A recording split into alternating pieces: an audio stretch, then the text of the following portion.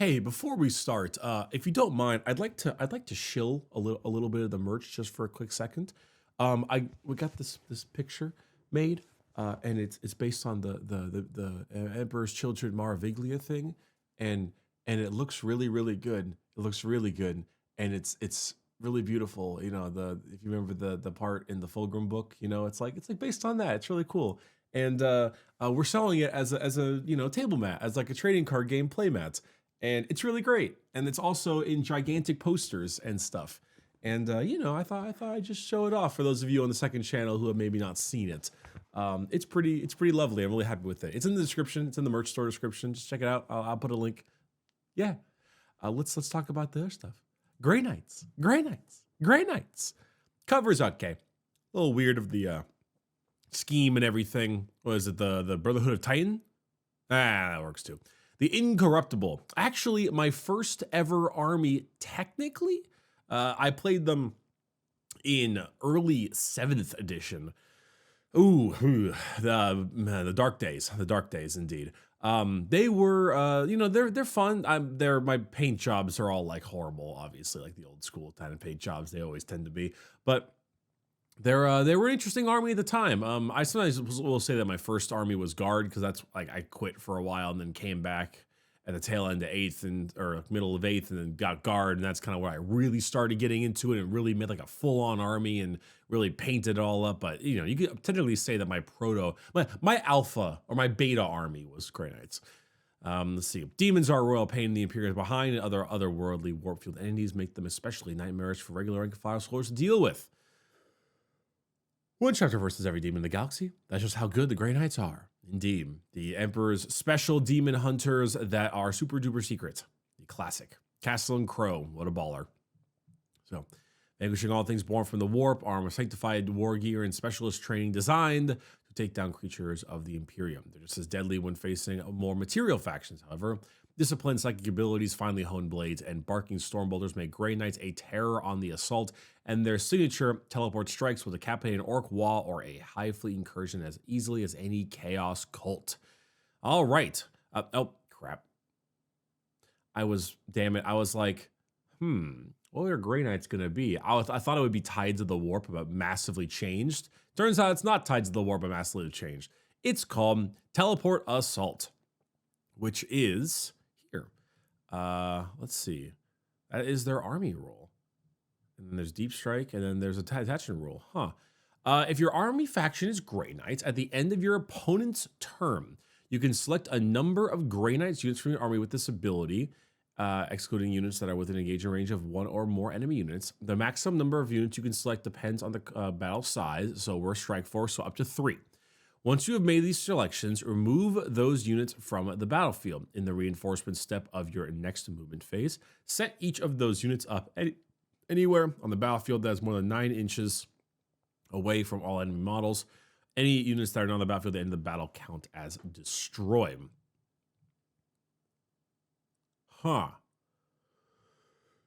then this is also the Deep Strike rule. So it says this ability is to pick up a handful of units each round, put them back down wherever you like. It's a powerful tool, especially considering every infantry unit on the roster, plus the hulking Nemesis Dread Knight also comes with the Deep Strike ability as standards.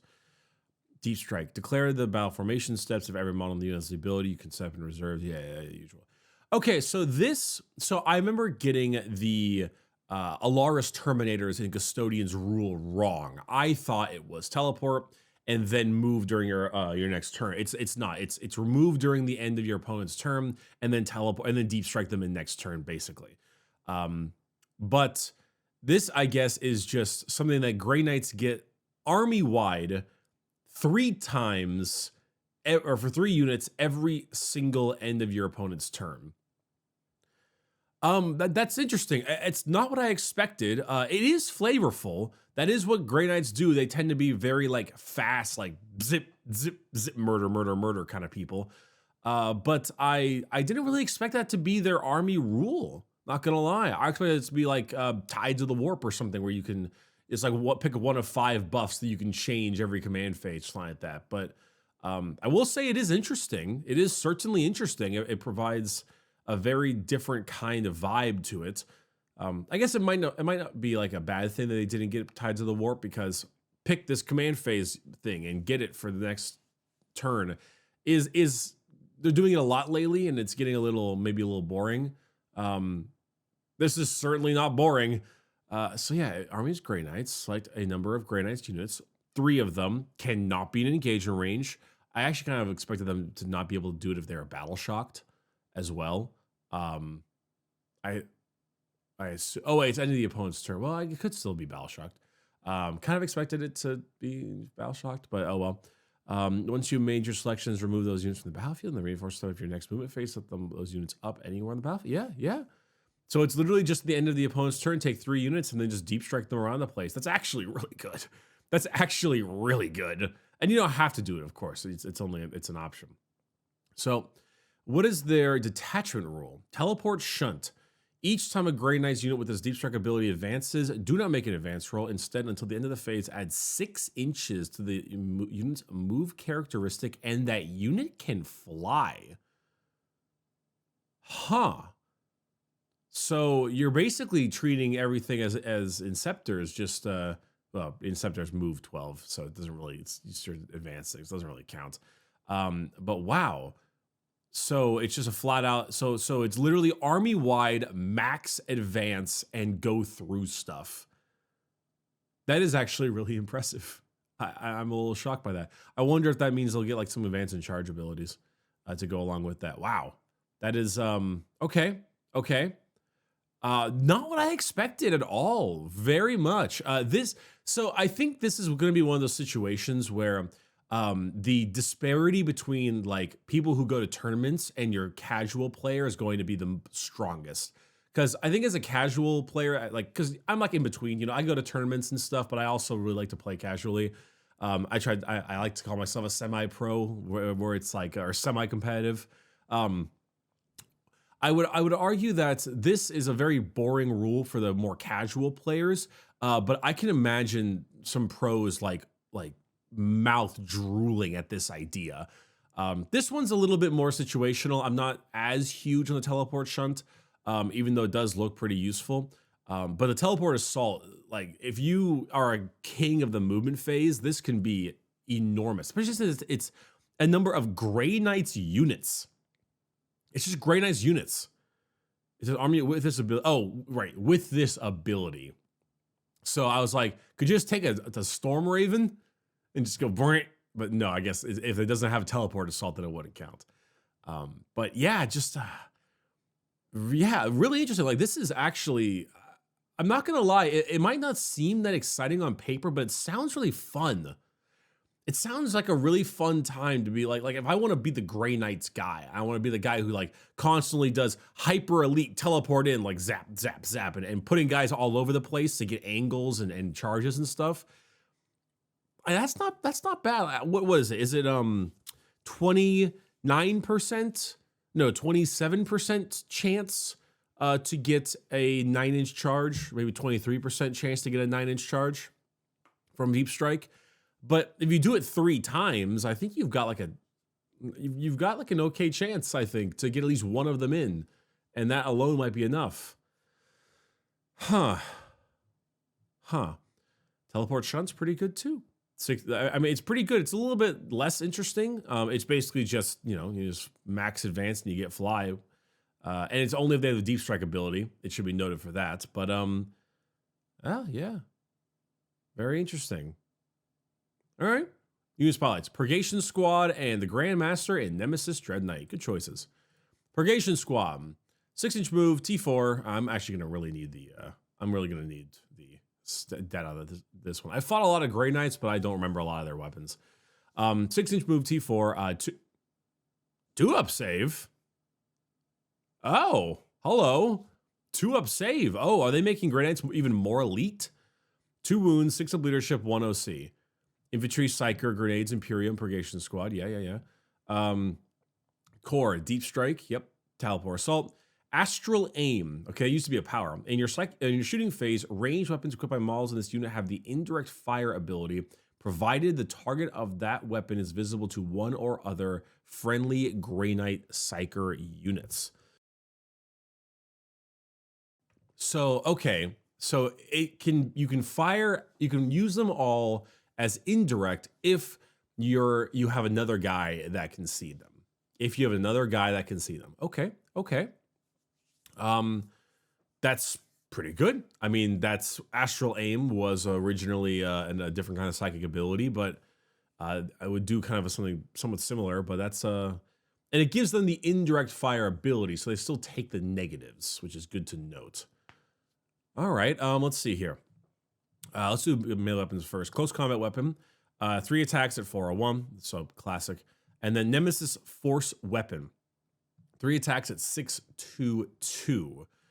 Nemesis Force Sword is what is it? 3 attacks at 532. Though there's also the Halberd, which I think is it's a melee weapons list, right? Okay.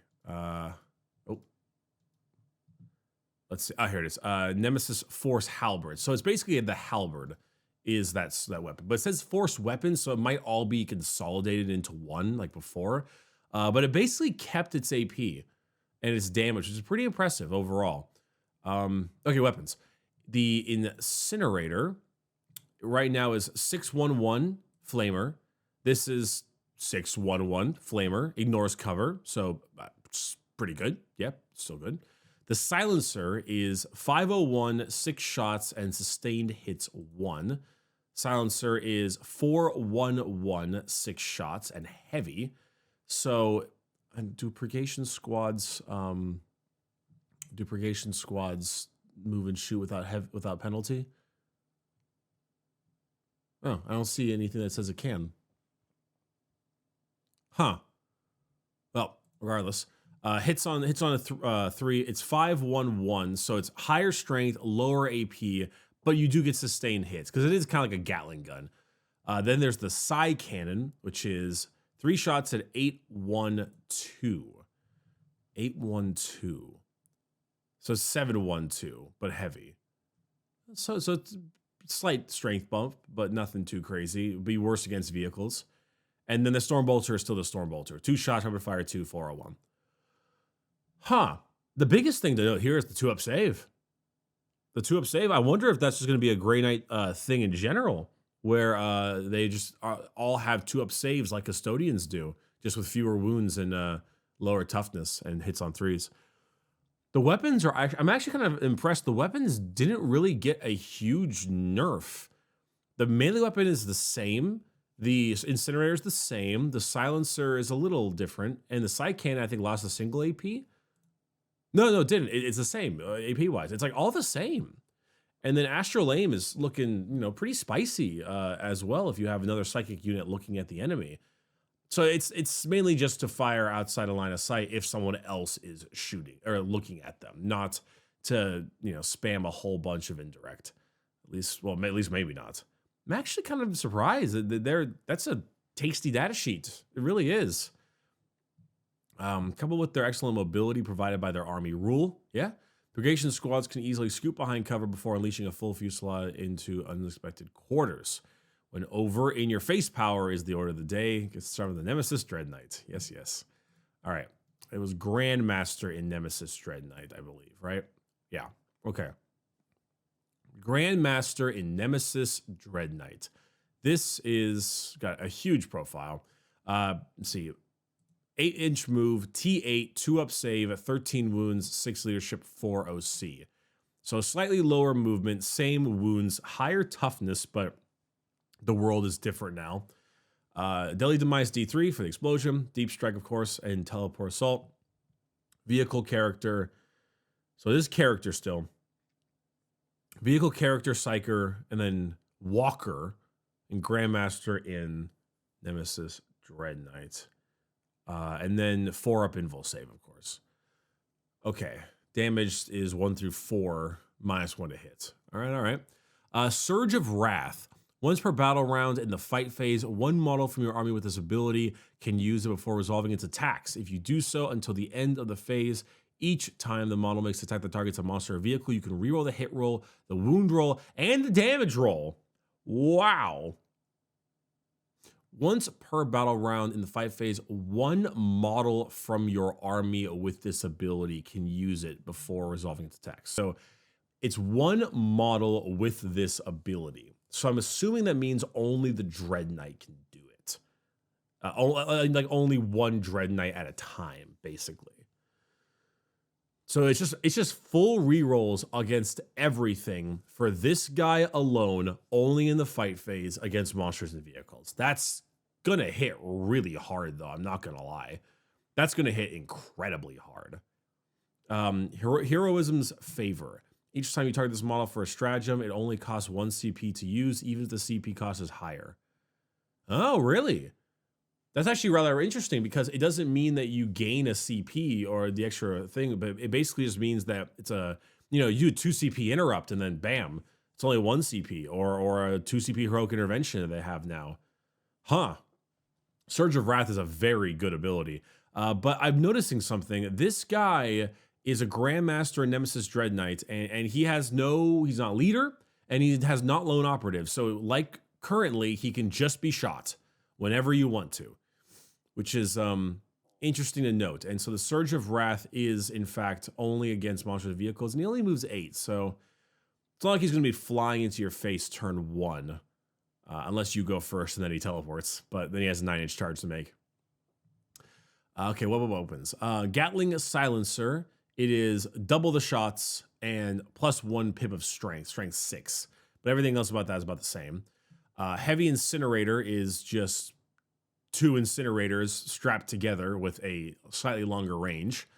And Heavy Psy Cannon is plus 2 strength, plus 1 damage, and 3 more shots. 10-1-3 is pretty good. So Heavy Psy Cannon right now is 8-2-2. So it went up in damage, but down in AP. And then Incinerator is the same, and Silencer is a different kind of increase. Loses the AP and everything. Okay, I mean, that's pretty standard. Nothing too crazy there so far. Dread Fists are 6 attacks at 6-1-1. That looks really low. Yeah, that's really low. That's very low. 12-3-2 is what it is right now. So Dread Fists have gotten a substantial drop in power. Substantially. I guess this is just if you don't want to take it as a melee unit. You want to take it as a ranged unit, then you can just choose a really cheap and crappy melee weapon. The Great Demon Hammer is 5 attacks, hitting on 4s, to note, at strength 14, AP3, D6 plus 1. So that, I think at the moment, it is strength 12, AP4, D3 plus 3, -1 for the hit roll. So -1 for the hit roll is built in. It's 1 fewer attack, and the damage is worse. D3 plus 3 is more consistent than D6 plus 1, even though I guess the average is still kind of the same. But it's less consistent overall, but it has a higher spike, barely. And Nemesis Greatsword is 10-2d6 or 10-2d6 or a sweep attack at 5-1-1. 5 attacks or 10 attacks. Greatsword is 10-3d6. So same strength, which makes it worse against vehicles. And then 1 lower AP. And a huge nerf to its sweep attack, losing an AP and a damage and a drop in strength. And fewer attacks. Wow, he is okay. Okay, interesting. So the weapons themselves are roughly the same, or just slightly changed here and there for guns. For the melee, this is a drastic nerf. I'm not gonna lie. The Demon Hammer is roughly the same. The Demon Hammer is about the same. A few changes here, just a little bit less consistent. But the sword is definitely not as good, and the sweep is not as good. The overall melee prowess with the Dread Knight is not as good, with the exception of the insane murder that it will put out against a monster or vehicle, because it absolutely will rip it to shreds. Doesn't matter what these things are. Full rerolls for everything is crazy. So, yeah. And Hero Wins Favor is great. It'll get you more CP throughout the game overall effectively to use. But I will say he's not looking like too nasty. You know, I mean, the lethality of the game has gone down, so him being targeted might not be that big of a deal. You know, he's T8, 2 up save, 4 wounds, 13 wounds, 4 up invul save. So I don't know. He's definitely a little bit different than before. Obviously it comes down to the points. He seems worse, but it comes down to the points. He also has no psychic powers to blast out from him, because before he could manifest a single psychic power, and also, you know, he also had a reroll aura, which he doesn't have anymore. So, yeah, comes down to points. Comes down to points and how much each weapon, melee and range cost. Yeah. All right. Let's see. Weapon spotlight. We have the Purifying Flame. Okay, I love purifiers. They're my favorite Grey Knight units. Their Purifying Flame second weapon has a potent short-range blast to go along with their Stormbolt special weapons. Anti-infantry 2 up, ignores cover, and psychic. 1 shot at 4/1/1. Do they all have that? Or is just one of them? Because this is looking really mediocre if they don't all have that. I wasn't sure if maybe perchance all about considering their enemies have more close to the Radiant Soulfire. The Purifying second weapon adds a potent short-range blast to go along with their Stormbolt special weapon. So I'm assuming each of them has this, because they say they're all about incinerating their enemies with Radiant Soulfire. One of them having this is just awful, absolutely terrible. So I would assume that purifiers all get Purifying Flame as a weapon. So it's 5 shots at a 4/1/1 at 18-inch range with a very good anti-infantry and ignores cover ability, which is a good extra bit of damage. You know, it's basically an additional bolt shot but with extra AP and particularly nasty against infantry. So, you know, I mean, like, if that's the point of the purifiers, like if they all have that, that's actually not too bad to add to what they're doing. So that's not terrible. Stratagem Spotlight. Ooh, 2 of them. Haloed in Soulfire. Let's see here. 2 CP. 1 Grey Knight Psyker unit from your army that is arriving using the Deep Strike or Teleport Assault abilities this phase. To the end of your movement phase, that your unit cannot be targeted by ranged attacks unless the attacking model is within 12. Oh, that's actually really, really good. Yeah. Yeah, that could be using that Dread Knight up there. Yeah, and then it would only cost 1 CP. Yeah. Oh boy, that's not bad at all. That is a nice defensive bonus. 12 inches is not as big as you think it is. Heh. Radiant Strike, 2 CP. Fight phase. 1 Grey Knight Psyker from your army until the end of the phase. Melee weapons equipped by your models with the psychic ability also have the Devastating Wounds ability. Gotcha. This could be really handy on that Dread Knight as well. It would be handy on actually a lot of stuff. It'd be handy on all kinds of people, because if the force weapons stay the way they are at 622, like that's going to put out a lot of mortal wounds and a lot of power if you have the 2 CP to spend. They show off both 2 CP strats, which are quite expensive, but I mean, that is pretty good. That is pretty good. All right, let's look at this. The Grey Knights are an indomitable force of empirically charged space marines who make their irregular Adeptus Astartes look friendly by comparison.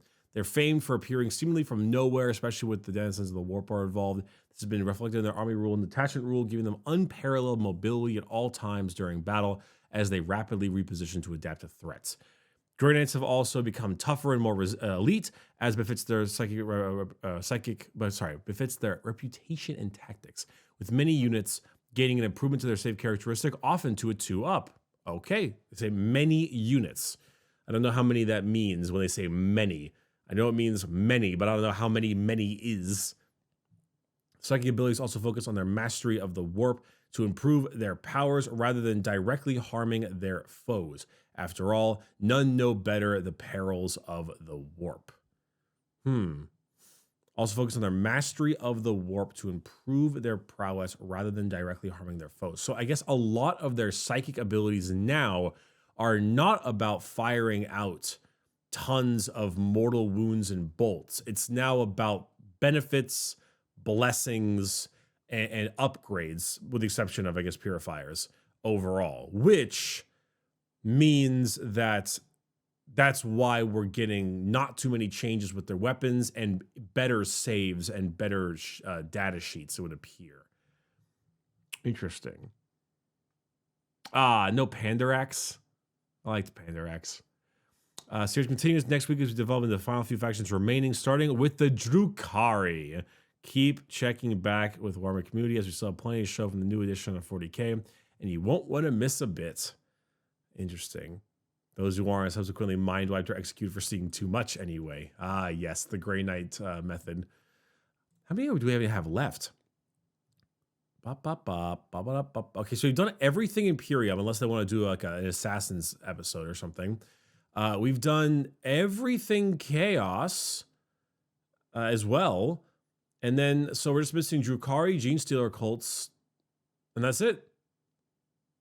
I mean, I guess maybe the subsequent Space Marine chapters, like we could do like Blood Angels and Dark Angels and Black Templars and stuff, but I don't know, maybe.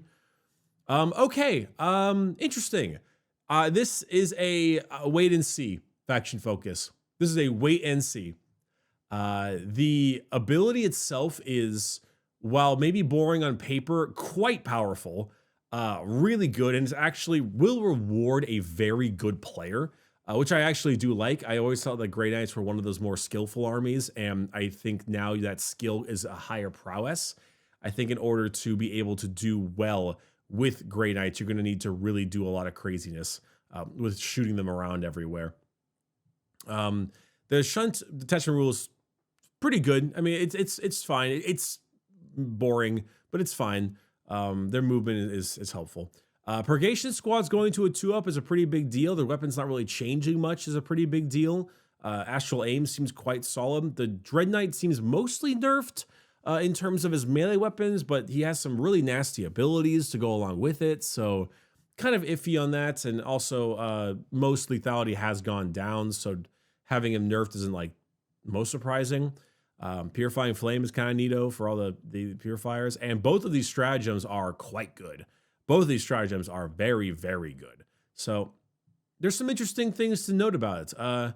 The thing is, I think it really comes down to what the other units have, you know? We haven't seen Strike Squads, Terminators, Paladins, for God's sake. We haven't seen Drago, Voldus, Crow. We haven't Inceptors. We haven't seen a lot. And so not only is there a lot of questions with that, but there's also a lot of questions with points and how much each of these guys are going to cost with their improved save, but lower mortal wound output. So there's a big question to go along with that. But it's an interesting one to be asked. Anyway, thank you so much for watching, everyone. If you would like to tune in tomorrow, I'm going to be doing a live stream on this channel at 9 a.m. Pacific time, where we go over all of the faction overviews and stuff this week, talk about them, chat with chat, the whole thing. So if you like to be there, that's 9 o'clock in the morning tomorrow. If you want to pick up any of the trading card game mats, please do there in the description as well. And yeah, thanks for watching, and I will see you later. Bye-bye.